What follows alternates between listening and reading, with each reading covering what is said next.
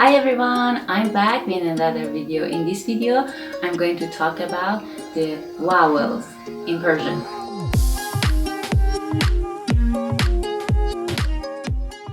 Okay guys, as you know, I'm Asal and in this channel, I'm going to teach you Persian.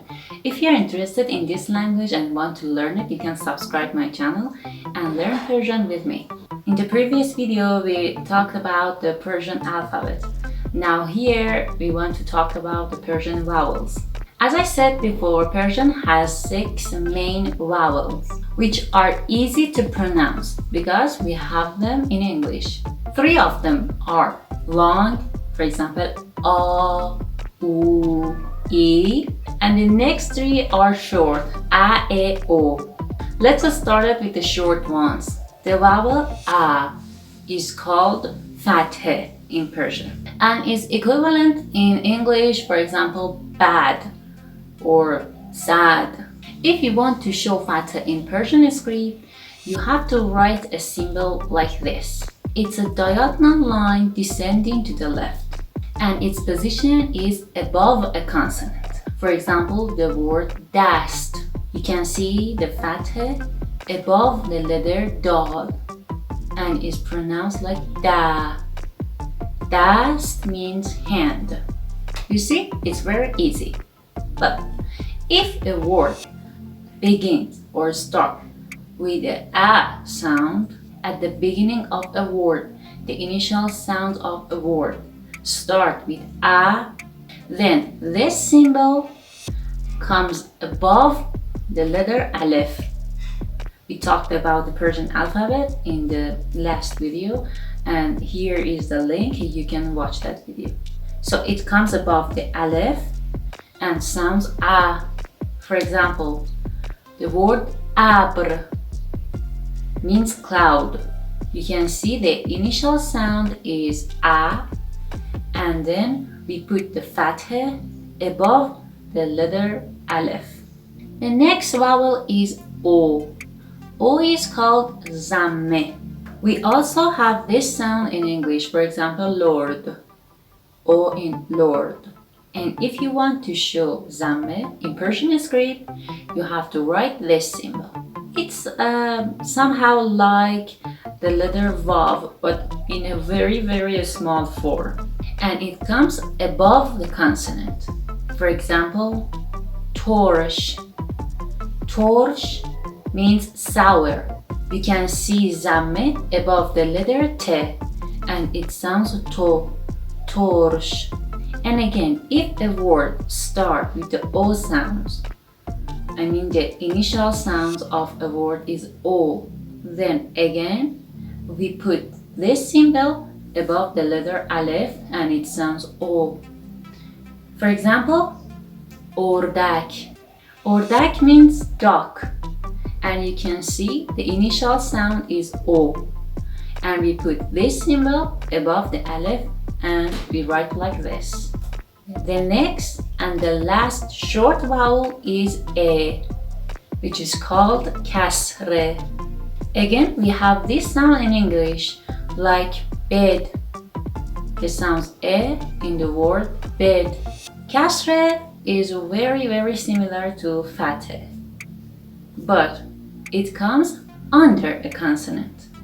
Fateh comes above, but Kasre is under and sounds E. For example, Cheshm. You can see Kasre under the letter Che and sounds Che, Cheshm. And Cheshm means eye. And here again, if a word begins with E sounds, initial sounds of a word is E, we put this symbol under Aleph and sounds E. For example, Emruz. Emruz means today. And you can see this symbol, Kasre, under the letter Aleph.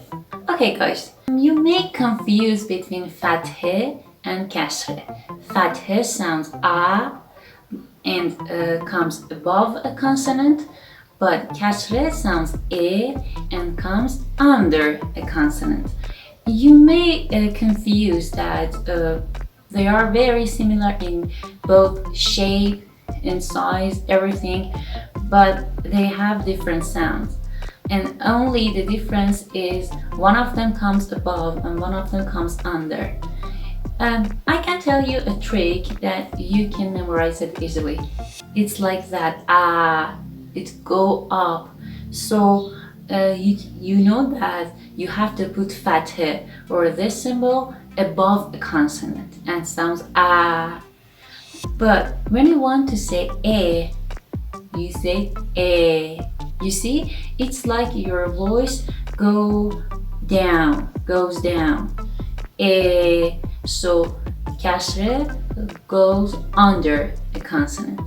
And for zamme, it's very easy. When you want to say o, your lips goes round. O, it's round.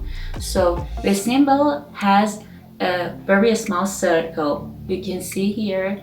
So it shows that it's o. It's very easy to memorize. Now let's start with the long vowels. A, U, E. Vowel A. We discussed this sound in the when we want to talk about the Persian alphabet in the letter Aleph. Aleph at the beginning of a letter is like this form, and the middle of the word is like this, and sounds A. So now you know when Aleph comes at the beginning of a word as sound A, long vowel A, you put this symbol above a letter Aleph. You can see you use this symbol at the initial position of a word. It's very important. Let's see two examples.